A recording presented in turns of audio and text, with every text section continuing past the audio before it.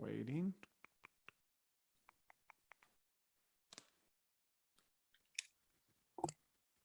All right. Can you hear me, sir? I can hear you and I can see you. That helps. That definitely helps. All right, let's do this. Welcome to Just Curious Media. This is Let's Talk Cobrakai. I'm Jason Connell. And I'm Sal Rodriguez. All right, Sal. We are back for another episode. Yes, and an episode that I will continuously push us toward. You are shoving us down the old path there for this exploration, because today we are we're discussing the next Karate Kid 1994 trailer. The trailer for this movie, which, Sal, I haven't seen it since it came out. The trailer was released. Sure. And it's as hokey as I remember. I don't know. Now that you mentioned it, I don't know if I've ever even seen the trailer before today. I mean, I saw the movie at this point about a year ago now. Yeah. Don't know if I ever saw it as a kid, and don't know if I ever saw this trailer ever. Well, you might have, because it was enough to probably have you say, "Huh?" Well, because this movie, this trailer would have been running alongside of movies that were released in 94, right? 94. Or 93, maybe. Right? Yeah, exactly. But I can't believe, Sal, that it is 10 years after the Karate Kid, because really it feels like 20 years later. Can you imagine? Can you believe that? Like, the Karate Kid comes out, it does all, touches the world. It's this huge hit. Then they have the two sequels. Then there's a little bit of a lull, but it's only 10-year cycle, and they've already got this out in the theaters. And I don't think that Miyagi, Patmorita, looks any older in this one than he did first and second. Go back and watch it. Okay. He's definitely aged for sure, I think. Well, because Miyagi was, I think, younger than us when he did the first movie, and yet he officially looks older than us, doesn't he? Yeah. I living think the so, high anyway. life, Sal. Living the high life after the first Karate Kid, the original Karate Kid. So the reason we're talking about this trailer, not breaking it down beat by beat, but discussing it, because we are getting closer and closer to talking about the movie. We joked about doing like a Mystery Science Theater 3000 for the movie. Yeah. We could do our classic scene by scene breakdown. But, lately we've had on Sensei Jim True and Sensei Chris Jensen of True Martial Arts Academy, because they had origins to the next Karate Kid. I live in Boston now, the area of Boston, and Boston, Massachusetts, where the movie was filmed, all these locations. So I feel more tied to it than ever. And while that's going on, we all think there's rumors that we could have Hilary Swank join Cobra Kai in some capacity. It's all those things that have kind of put this in motion, for sure. And Jason, I would just like to be absolutely clear and transparent to our listeners and viewers that you happen to wind up where you are just by chance, right? You happen to be where you are, then you happen to realize these places are so close to you that ties into your Cobra Kai Karate Kid world, right? All this just kind of happened. It just kind of happened. I didn't know I'd stumble into this dojo and talk to them, and they were affiliated. I didn't know other things, and I'll get into some of the locations in a minute. So this is also leading up to an episode that I've hinted at for a while, is visiting Julie Pierce's house, which is only like a 20-minute drive from here. And so that's now that further down the road, it's getting pushed. But no, to answer your question, completely coincidental. Was not the plan.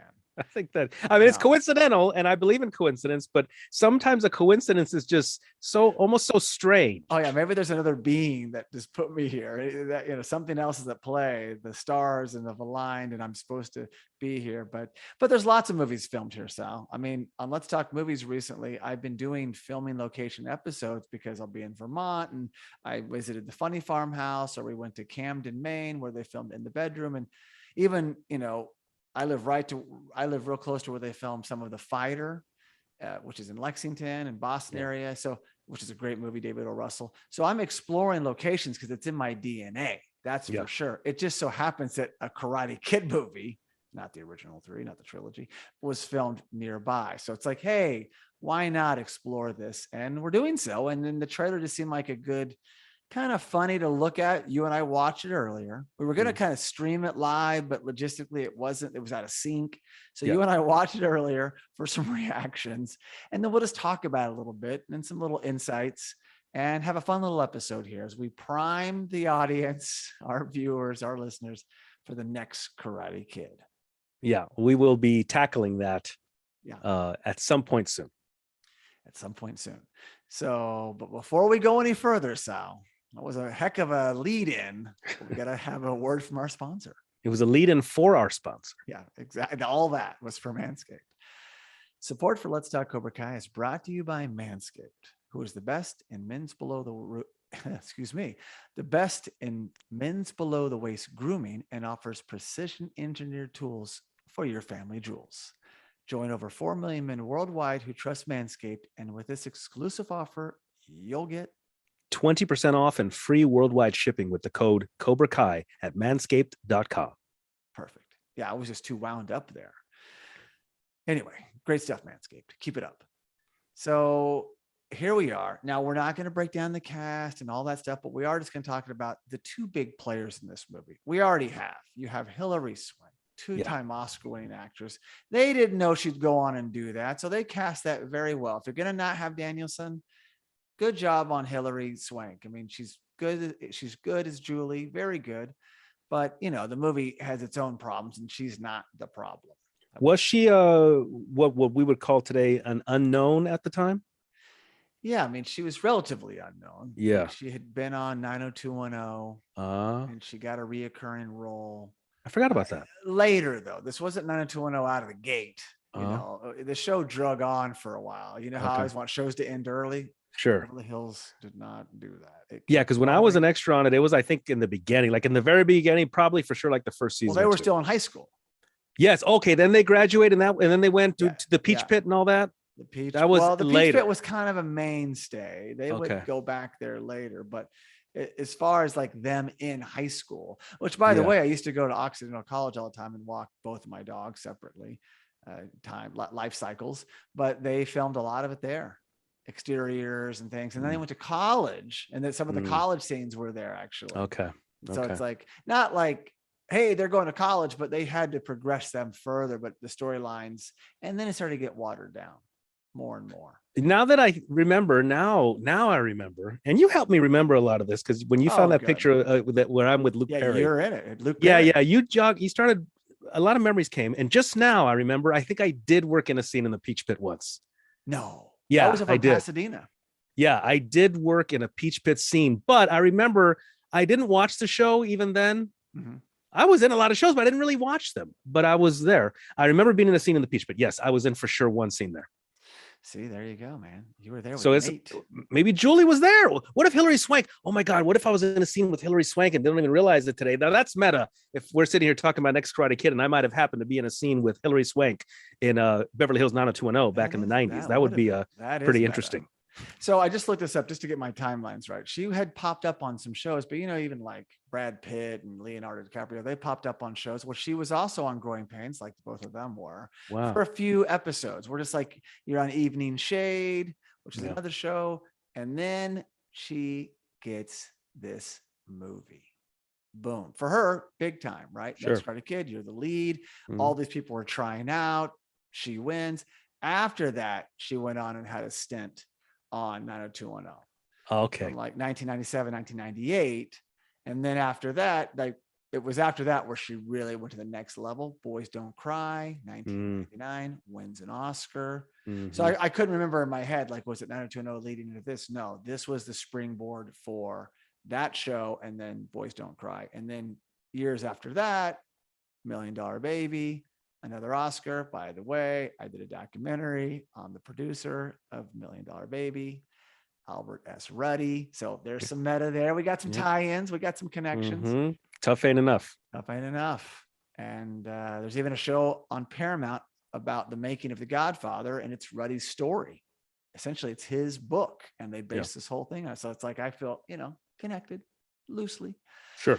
So so she launches, has this great career. Patmorita, we knew him for, we've known him forever, from stand-up comic to Happy Days, was Oscar nominated for playing Mr. Miyagi in The Karate Kid. Amazing. I always forget about that. I don't know why that fact always escapes me. So he didn't He was win. nominated. She's two-time winner. He was definitely nominated. In my opinion, he should have won. I want to know who he was up against, though. I know. We lost Who was him he up against? in 2005 at 73. Still relatively young, but he had an incredible life. And this is the last time in a movie that he portrays Mr. Miyagi. So there's always that. Like, go back just for him. Oh, and Julie's really good too. And they play off each other. Now the writing and this, that, and the other. And if you watch the trailer, you said it when we were watching it. Yeah, I wish they would go back and redo the trailer, because I have a lot of issues with the movie, right? Really, I do. But there's some moments, and you could make the trailer better, because it doesn't even represent what the movie, even the beauty that is in the movie. It's like, oh my gosh, what is this? I'm kind of confused by this trailer. In fact, I encourage everybody to go watch the trailer just to see your opinion and what your take is on it. Jason, I would say in total honesty, I liked the movie more than the trailer. Exactly. Sometimes, most of the time, it's the opposite. Oftentimes, no. The movie was this trailer. I don't think does the movie justice. I don't think it does. Yeah. Well, we're going to talk about it regardless. So, but lastly, it's interesting in this movie. We'll talk about this more on more episodes when we break down this movie. Is the fact that this one movie is the only time that Mr. Miyagi has a different first name. They call him Keisuke. Keisuke Miyagi. Mm-hmm. And of course, we've gone over this on the episode recently, Costadina's episode, which was great. But in the original, it's always Miyagi, but Hideo was written on the dog tags that were the car keys, for the key holder and for Daniel's car. And then the Karate Kid Part 2. And in Cobra Kai, he is called what, Sal?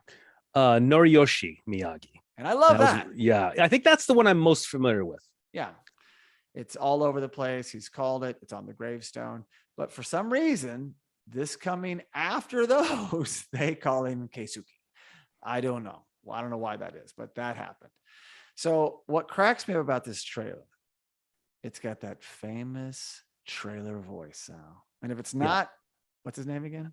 Don LaFontaine, rest in peace. Probably the most famous movie trailer voice guy. And if it's not him, it's someone doing a great impression of him. But I think it's him. Yeah. And so I thought it'd be funny or fun if you did the script, because there is a script. And while this is being read, in a world like that type of trailer, there's all these sequences and fun things we can talk about, and, a few more things, and then we'll wrap it up. But go ahead, Sal, give us your best impression of this trailer. I'll consider this a voiceover audition. Oh yeah. There you go. 3, 2, 1. Focus. Discipline, courage. Now, so I have to stop you for a second, because you're describing the movie goer to stomach this movie, right? You must have these 3 things to get through this movie. Suspend your belief. Suspend your disbelief. Yeah. Just go with it. Just be courageous. Okay, sorry. Continue. You can start over. That's funny. I got to be honest. The first time I watched this movie about a year ago, I was just so focused on Patmorita. I was just so excited to see Patmorita that I had to then watch it again just to enjoy the movie itself. Right. Because the first time I was just so excited to see Patmorita's final portrayal. So, I tried to watch it as a teen and was like, what? And then I went and watched it, more recent than you. And I was touched by some, and, a lot of eye rolls and some other things. That's all I'm going to say. Hey, but now we know people in the movie. We know Sensei Jim True and Sensei Chris Jensen, and the movie we got now connections now. No, the movie is closer to us now. It's way closer. Yeah. Mm-hmm. Okay, let's try it again. Take 2, 3, 2, 1. Focus, discipline, courage. They prepare to face anything, but nothing can prepare him. Let's try it again. They prepared to face anything, but nothing can prepare him for the next Karate Kid. Ooh. She's like no student he's ever had. He's like no teacher she's ever seen. Together, they'll face a challenge they've never known. This summer, an ancient tradition is about to collide with a new generation. The next Karate Kid. Wow. So this is like a summer blockbuster. I feel like that script, that narration is better than the trailer. And just give that to the people. And I think that would have been enough. And great job, by the way. Bravo. Thank you. Yeah. That was great. It was the best part of the trailer. You're absolutely right. And while that's going on, he would take breaks in those sentences and we'd see all these things on screen. Yep. And so let's talk about some of these things on screen. We have, well, the opening's great, Sal. We have a flashback from the Karate Kid trilogy. Yep. Little sequences here, like Daniel first seeing Mr. Miyagi, and then we see who on the pole there doing a crane kick, Sal. Who was that exactly? Our friend Daryl Vidal doing the crane kick on the beach. Yeah, that was Daryl Vidal portraying Mr. Miyagi. Which we just recently had Daryl Vidal on the show himself. So please check that episode out. And he tells that story and many, many more. So I thought, hey, I should tell him he's actually in the next Karate Kid trailer. If he doesn't know already. Maybe he doesn't know that. Maybe he doesn't. Because you know what? I think he's due a check if that's the case. I think he is. I think he's due some royalties. So, and then we see Karate Kid Part 2 and apart from 3. Now, notice 3 is just like them in the beautiful outdoors. Nothing with All Valley. We don't see that. But we are setting the stage. It's them at the, what is it, Devil's Cauldron or Devil's... Exactly. Yeah. Right it's beautiful. That is a beautiful sequence. But it's neat. Like we stop there and now we're in. And Sal, out of nowhere, I'm hearing the intro to Poison by Belle Biv DeVoe. And how does that go? Never trust a big button to smile. That girl is poison. Oh, no, I meant the... Yeah. That was big because you know what? I think when this movie came out, right after high school for me, we'd be going. I used to go to a lot of 18 over clubs, and believe me, Belle Biv DeVoe was huge. This song was huge. They were huge. Well, so it comes on for just a second, and they rip it off and put on another song because I'm excited, and that's what this movie does. So that sums it up right there. You want a little bit of this? You excited about Poison, Belle Biv DeVoe? Not so much. You excited about Patmorita? Maybe a little Karate Kid action? No, this is something completely different. That is the impetus of this trailer of this movie. That's it. That's it right there. So that's it. That's it. Good night. No. Yeah. No, I do. I completely agree. I think the trailer doesn't do the film justice. I think the trailer. I think there's a moment. There's a little moment where you almost think it's a comedy. Like, is this a comedy movie? Even though it's not officially a comedy for sure. Yeah, it's like a little Three's Company. It's like hey, we put these two people live together for all the laughs. It's going to be hilarious. This old ancient Asian guy who does martial arts and this rebellious teen. Ha ha! It's like, oh my gosh, it's the tone of the trailer. They just missed it completely. But let's go into it a little further. So Mr. Miyagi walks in on Julie changing clothes. Awkward. Totally. That'll make for a great season finale of this new series. But in this exchange, the trailer's fast and Mr. Miyagi is very apologetic. In the movie, we're going to give you just a little, behind the scenes. We're going to go ahead and give you some disclaimers and what do you call it? A little teaser. No, not teaser. What do you call it? Sorry. We're giving something away here. A hint. Preview? No. Spoiler. A spoiler. Sorry. That word was gone. Here's a spoiler. If you haven't seen it, we hear Mr. Miyagi say these lines, and this is the only representation mentioned at all of one Daniel-san. And Sal, why don't you play Mr. Miyagi here? So this is not in the trailer, but that sequence leads to this in the movie. Because I was always like, what happened to Daniel? There's no mention. Well, there's this one mention. Wait, hang on, Jason. The sequences from the previous movies that we see in the beginning of this trailer, is that in the movie? Oh, like the flashback from the first 3. No, this is not like Karate Kid 2 or Karate Kid 3, which would give you a little like a synopsis. So we kind of go in at All Valley or the end of 2 where they're having the fight to death. No, this does not start that way. Okay. It's just for the trailer. It's just for the trailer. I got it. Okay. So so he walks in on Julie changing, and then he has to issue an apology. Miyagi apologized. You see, before, live with a friend, Daniel-san. Daniel-san come in Miyagi room. Miyagi come in Daniel-san room. No big deal. Boys easier. That's it. I think that's pretty good, huh? Did I get the part? You're definitely hired. You're better than the trailer. But Mr. Miyagi kills it. Pat Morita kills it. But yeah, that's it. That's all we know. He used to live with Daniel-san, and it was easier. Not, hey, he's at college, or I might call Daniel. They could have been scenes where they fake called him, but maybe they just didn't want to go there. Ralph Macchio was just not having any of it. And so that's it. That's your throwaway. I know on that one episode I talked about, there's no mention, even on my episode with Chris Jensen, Sensei Chris Jensen. Yeah. I mentioned in a flurry exchange, it's like, there's no mention of Daniel. Well, I remember there's a mention, but I should have expanded upon that. There's not much of a mention. There's no justice there for Daniel's character at all. That's what I meant. It's a travesty that it's like, here's this throwaway line. No, as a matter of fact, I almost think that this line, they should have had no mention. Yeah, no mention, I think, is better than this. With no mention. Yeah, because this is just weird, and that's the only time we get a mention of Daniel's son after this awkward interaction. Or if he sat her down at one point in time and they had a heart-to-heart. Yeah, that would be maybe a little different. I met someone like you years ago. Yes. Turned out to be a really great friend in my life, and tells a story that's like connects us. This movie doesn't have that. Or maybe even have like a little picture he shows her, something. Yeah. How about on the fridge? And every time they go by, we see a young Ralph Macchio, like a teen beat spread. With a soccer ball or something. Yeah, soccer ball. Like Robbie always, like you would see Robbie on Johnny's fridge. Yep. Miguel would go in. I love it. Yep. So now we see Julie. This is actually a pretty good stunt. She jumps up on top of a pizza delivery car, right? Because it's zipping down the road, and it's kind of like a $1 million man, or what was it? $7 million man. Bionic Woman. Yeah, but what was the one with Lee Majors called? $6 million man. $6 million man. I'm trying to up it. So, billion? Is he a billionaire yet? Today, inflation calculator. Yes, he is billions. So he's $6 million man. Pretty cheap guy. So she jumps up there like that and lands on it. And you watch the movie, you discover that it's Party Time Pizza. 555-1235. We're never late, Sal.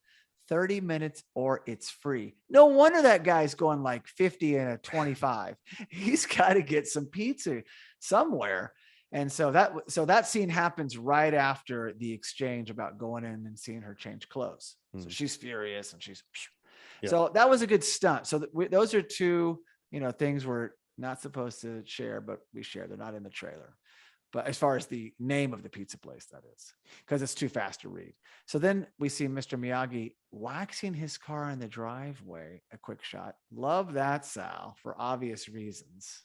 Wait a second. If I'm not mistaken, then this is the first time we ever see Miyagi himself solo waxing his vehicle. Solo waxing, exactly. Wow. Okay, that's pretty special. But he had to know it to teach it to Daniel.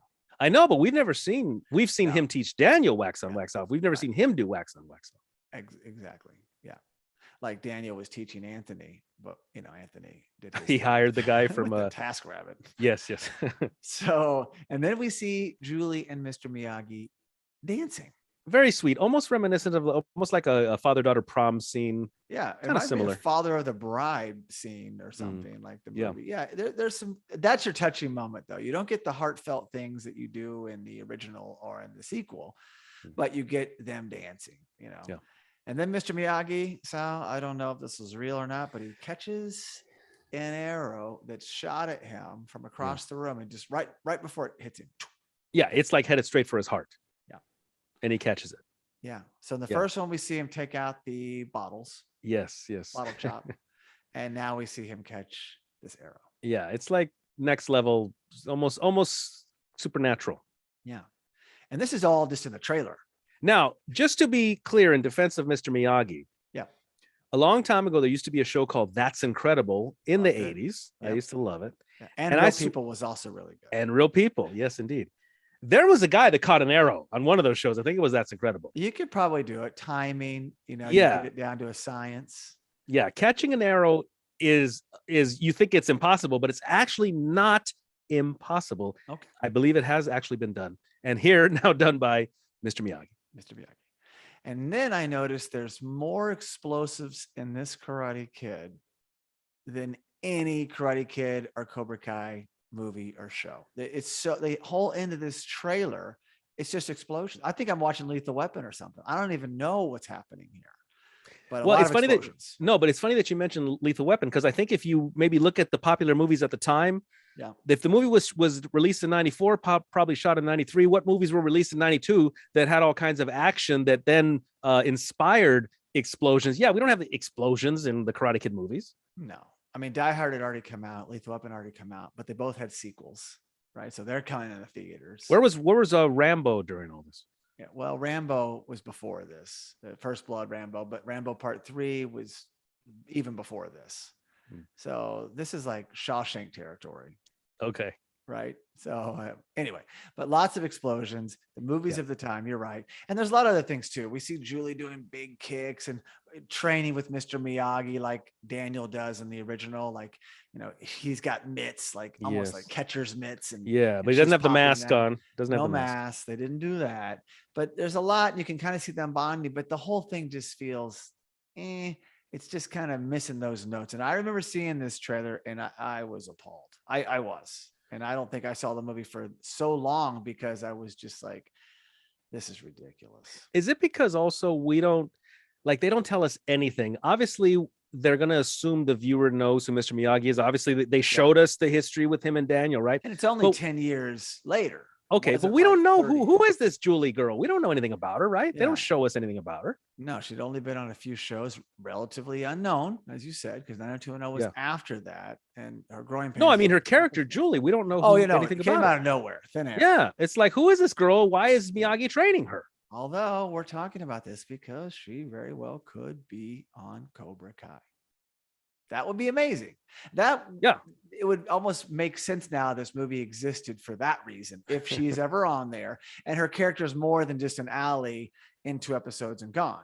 Like if she's really a mainstay, or I would love to see her be just somewhat, I don't know, someone's mother, or maybe she's in something.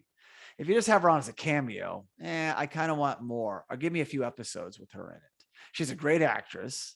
And she'd bring weight to the scene. She's very compassionate and she's earnest. And I've always really enjoyed her as an actor. So anyway, we will see. But, and I'm only bashing this because it was my take on the trailer.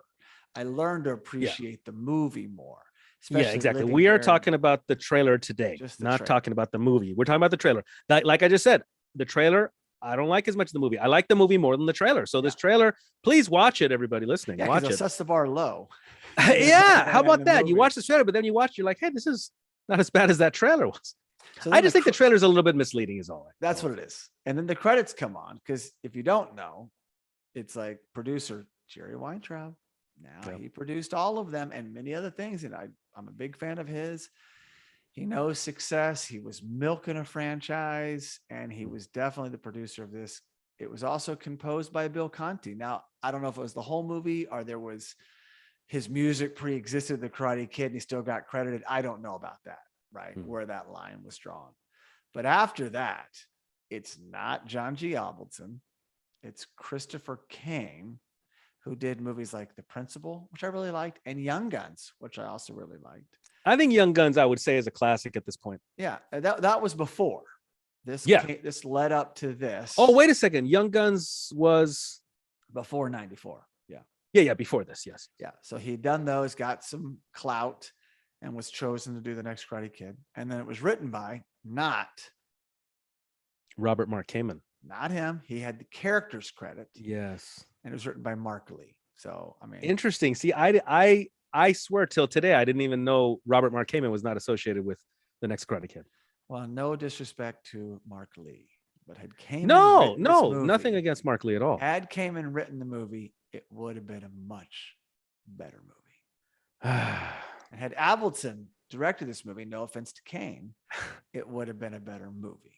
But I don't think they wanted anything to do with it. And had Danielson been in this movie more, we could look back now and have fonder memories. But some people didn't want to be involved, Sal, and they moved on, and the train kept making Karate Kid movies. Now, there was not a next Karate Kid Part 2 or Part 3 because it was not a success at the box office. But oddly enough, the Karate Kid remake was a huge success financially, which came out many years later, like 2010. And I was shocked they didn't make a sequel of that off the money it made, but they did not. So I think the key to the Karate Kid reboot was Jackie Chan. I think that was a good time for Jackie Chan as well. It's kind of riding his wave. Yeah, kind of almost the end of his wave, I would say. and he's fantastic. And it is good to see that. And it's an interesting movie, as I talked about with Sensei Chris Jensen recently. It's an enjoyable movie. It just should have been called something else, right? Because he was like, they're learning kung fu, the Kung Fu Kid. You could even went that route and called it the Kung Fu Kid, like a little tip of the cap, and not try to be the Karate Kid. Yeah. So that is the trailer. It's fun. It's still fun to watch because the music's like, meow, and there's all these graphics, and it's actually fun to watch. And just, it's a head shaker. Well, because it starts off with Belle Biv DeVoe, which is I think officially R&B, and then it's off or pop, and then another song replaces, and then it. metal. And then, and it feels like a sitcom in the middle. And then it ends with like a Lethal Weapon Die Hard movie. And you're going, what? And oh, by the way, we didn't mention this. We've mentioned it before. No Cobra Kai. No John Kreese. It's these other guys, Michael Ironside, and who you might know from Top Gun and a million other movies. He always plays kind of a jerk. He's really good at it. They're all wearing black shirts, and they're just kind of like this vigilantes at high school, and they all look like they're 30. Yeah, we don't even know who these guys are in this trailer. It's like, who are these guys? No, there are more people in the movie that you would know, like Walton Goggins went on to be a big actor. He's one of these guys, these jerk guys. So there's no Cobra Kai. There's just these guys trying to, like, Michael Ironside is running these guys to run the school, and they're all guys, and with an iron fist. So that's Cobra Kai. You're not trying to learn, fighting or Taekwondo or go to an all valley tournament. You're just like, you're out of line. It's like a prison. They're in school, but it's a prison. And of course, Julie gets on the wrong side with them, and chaos ensues. She's got a bird that she hides at the school and she takes care of. Yeah. She's dating a guy that I swear he's like out of college. I like the guy, but come on, there's that storyline, love story. And then her aunt, right? Her grandmother. My apologies. Her grandmother is the one that knows Mr. Miyagi, brings him in. He sees how, angsty she is and just upset. And he's like, oh, you go to California, go stay at the Miyagi he sends Ranch, the grandmother to Noga Park. She's staying there at the museum. What we love. We wish it was a museum to stay. And she's out of the picture, never to be seen again. Hey, go say hello to Daniel, go by. And no, none of that stuff. And then he's there with Julie and to rehabilitate her, essentially. That is the story.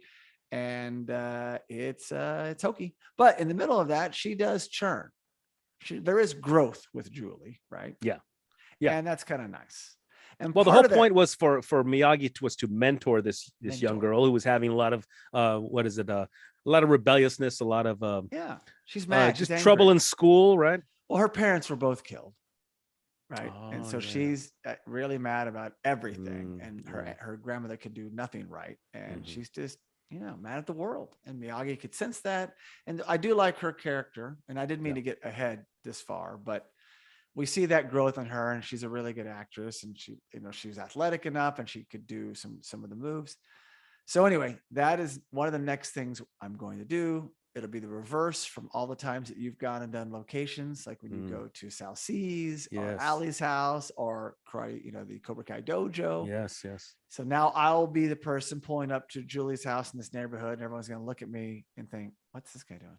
Right. Yeah. And I'll be talking to Sal Rodriguez. Yeah. Where look real suspicious. Look like the guy in the neighborhood watch signs. Yeah. Hey, let's do it at midnight.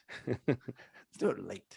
So on the location front, I've actually already visited 2 next Karate Kid locations, saving the house for our phone call. And let me just quickly touch on a few of these, the 2 that I've seen. Tufts, Tufts, Tufts University, which you may have heard of, well-known. I've heard of it, yeah. It's right outside Cambridge. Cambridge is where Harvard and MIT are, but it's in Somerville. They're just adjacent. I play soccer real close to Tufts University. But one day I got on my bike and I was like, oh yeah, I know there was some scenes filmed there. So I rode my bike and explored the campus, the outside, the track, and just thinking, where would they have done some of these scenes? Because they're not clear. They don't come and tell you like, oh, this was filmed here. Because when I had Sensei Chris on, I call him Chris. Sensei Chris on, he was telling me his scenes were at Brookline High School, which is Brookline's another town nearby. And they did a lot of the scenes interior, exterior at Brookline, some at Tufts. So he was like, oh, his scenes were at Brookline. So I don't know what was where. But it was kind of neat to explore the campus. It's really pretty. I could see it being the backdrop. And that was neat. So I did that. I didn't want to do a call with you because it's hard to pin down where it was. Yeah. So recently we've been exploring New England quite a bit. And Sophia and I, it's beautiful this time of year. Like go up to Maine, and you can go to, Vermont, New Hampshire. It's like being in California, these states are all not very big, but they're just so close. It's like being in Europe, boom, you're in another state, like 10 minutes, you're in another state, but all New England on the coast is gorgeous. So we're coming home from Marblehead, beautiful part of Massachusetts. And she's like, hey, let's go to this estate. We've talked about it. Castle Hill on the Cranes estate. We looked online one time many months ago. I was like, yeah, when we're in the area, we should go there. It's about an hour from our house. It's gorgeous, Sal. It's like a castle, rolling hills to a private beach. It's so many acres. It became a historical landmark because the people that owned it passed away, and they, went into the registry of historical sites. It's almost like the East Coast version of the Hearst Castle. Our Greystone. Where's Greystone? The Greystone Castle in Beverly Hills, West Hollywood. It's like, that's what reminded. As we drove up, I was like, those are a little more grandiose, I would say, but this is like amazing. And you get more acreage. Well, maybe not the Hearst, but more acreage than you do at Greystone, but amazing. And we went in, and they were closed that day, so we couldn't go in the home per se, but you can just walk the grounds. But wait, hang on. Are you gonna tell us, right? And this is what I'm floored by, is that you were there walking around enjoying an afternoon, did not know where you were in relation to the movie. No, I just knew I was at this place that we wanted to go to. Yeah. And I'm walking around just going, this is the end of our trip. We were there, gone for the weekend. It's like we stopped in and thought, well, we were there longer than we anticipated, but this is the place you could go to for a day and have a picnic and just do your own thing. And so I'm walking around, and there's this one garden you go to, this open area, and there's these two turrets, like a castle, and they're on opposite sides, and they look really cool. And it's beautiful. These, rock walls. It's just so manicured.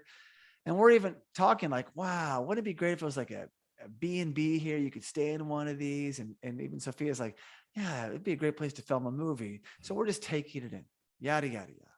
So I come home to prep for some of this talk about the next Karate Kid with the senseis and put it on. So the monk monastery in the movie was filmed at the Castle Hill on the Crane estate. Those turrets that I was so enamored by, Mr. Miyagi sleeps in one, Julie sleeps in the other. Mind blown. I put the movie and I was like, Sophia, get in here. I can't even I'm feeling lightheaded. It was out of body experience. I think that's very crazy and very cool. Yeah. So I would have had you on the phone, but I didn't even know where I was, Sal. So that's good. Unbeknownst to me. No, I like it. And I highly recommend checking that out for anyone in the area, Massachusetts visiting. Go to the Castle Hill on the Crane Estates. Yeah. For many other reasons, but also they filmed the monk scenes there, which aren't in the trailer. And not in the trailer. I was going to say that. Yeah. Don't get it twisted, as they say. Yeah. Bring some of that element in, because there are moments. That's where she goes and learns how to have inner peace and not talk. And the trailer, you said it earlier, though. You said it right on. We should re-edit the trailer. Maybe there's a fan out there that wants to re-edit the trailer and upload it, and I bet you it would be great. I remember a few years ago, a thing on YouTube was all these fan-made trailers, and they would get a horror movie, make it like a comedy. They'd get a comedy, make it look like a horror movie. Yeah. And I really got a kick out of these things. I feel like someone, a good editor should do a new trailer for the next Karate Kid. I think it would do the film justice as well. If I had time, this is something I would love to do in my younger days. Like, oh yeah, and then you could do it. You spend 2 weeks on it though, because it's like But anyway. So that's it. It was fun to explore the next Karate Kid trailer. Yeah. And you know what, man? After talking with you today about this trailer, I am excited to tackle the movie. I mean, it seems we know how much is involved with reviewing a movie the way that you and I do it. Yeah. So it seems like that's going to be a big mountain. But I'm really excited about it, though, and especially after today, I'm very excited to analyze the next Karate Kid. Me too. And we can spend 30 plus minutes on the trailer. So I'm a little worried what can happen. Yeah, exactly. Well, 4 hours, the movie. Well, we gave more context than just the trailer here. We're kind of setting the stage. We're getting ourselves excited as well as our audience because it's coming and it's that thing that we haven't tackled yet. I mean, we never even did the trailers. We haven't even done the trailers for the trilogy, but we hold the movies in such high regard. Yeah. This is almost like, this is that like distant cousin, second cousin movie, but it's loosely related because of Patmorita. But now these things are at play, Sal. It's in motion. I feel like it's now canon for Cobra Kai, where a long time ago, I'm like, don't even mention that thing. Yeah. And now you can. Yeah. And you know what? I kind of feel like I just lost it. I lost my train of thought. Sometimes you feel like that's enough, folks. And sometimes you feel like a nut. Where were you going with that, Sal? Any callback? No, because I think we're just talking about the movie, and no, I don't know. It was going to be something about the movie, and you know what? We'll cover it when we get to the movie. I remember what I was going to say. Okay, here we go. No, here's just going to be my small point, and that is, there's more pressure on this movie now because they bumped up season 5 of Cobra Kai. Cobra Kai, we thought was going to be released season 5 in December, maybe January, like the last couple of seasons, right? Yeah. But now it's going to be September. Oh, so now we're like, now we got to do the next Karate Kid a little earlier than we had thought.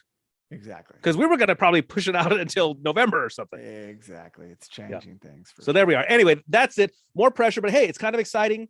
I'm very excited. So no, believe me, we're on board, guys. We're as excited or more than our listeners. Are we? I don't know. Are our listeners as excited as we are? I don't know. Let us know. So unlock your confidence and always use the right tools for the job with Manscaped. And get 20% off and free shipping with the code cobrakai at manscaped.com.